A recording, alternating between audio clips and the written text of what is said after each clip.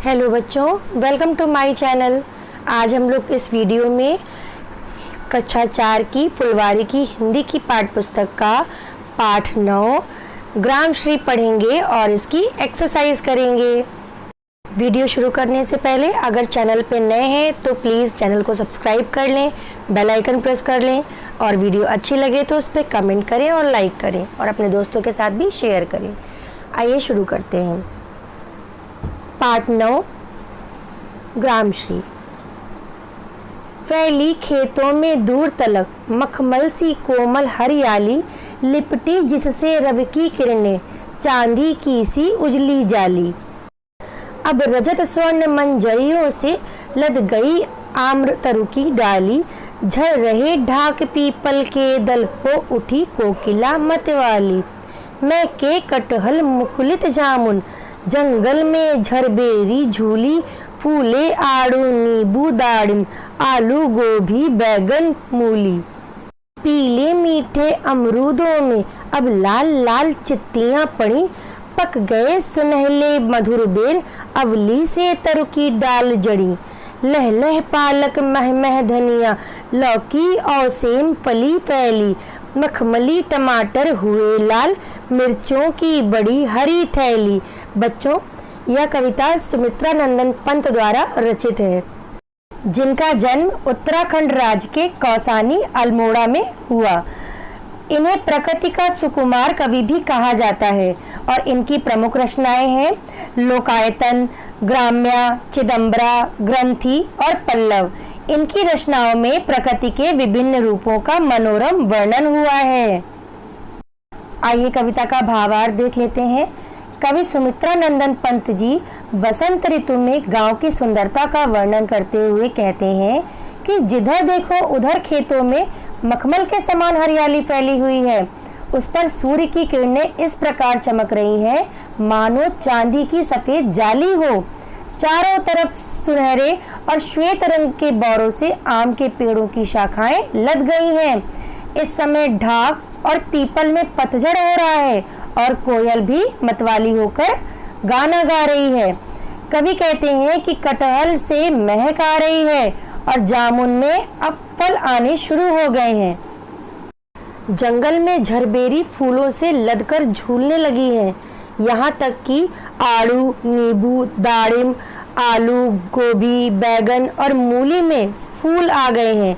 अमरूद के फल पीले हो गए हैं, जिन पर लाल चकत्ते दिख रहे हैं। चकत्ते मतलब जो छोटी छोटी सी लाल लाल बिंदियां आ जाती हैं।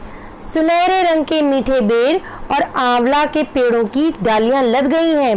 पालक लहलहा रही है और धनिया से महक आने लगी है।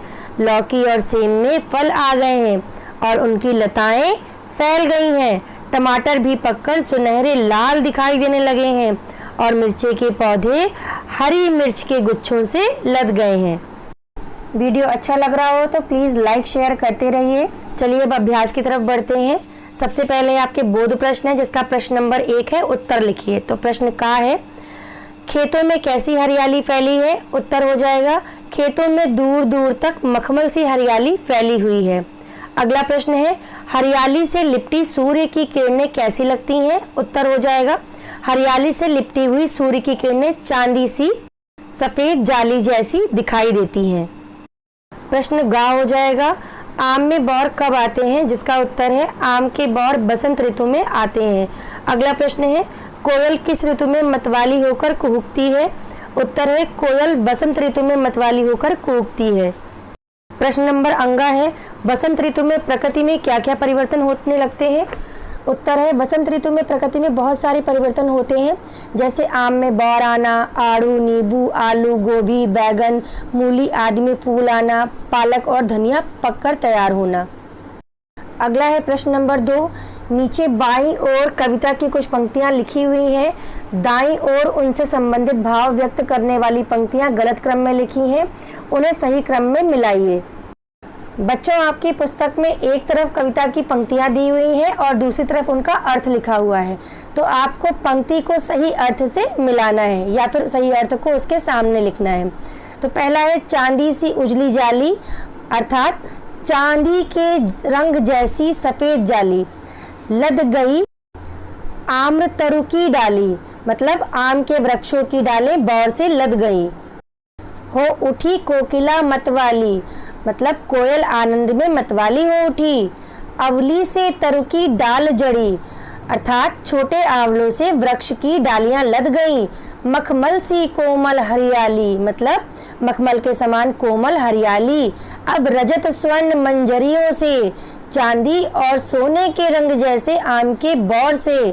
मुकुलित जामुन, मुकुलित मतलब अधखिली जामुन।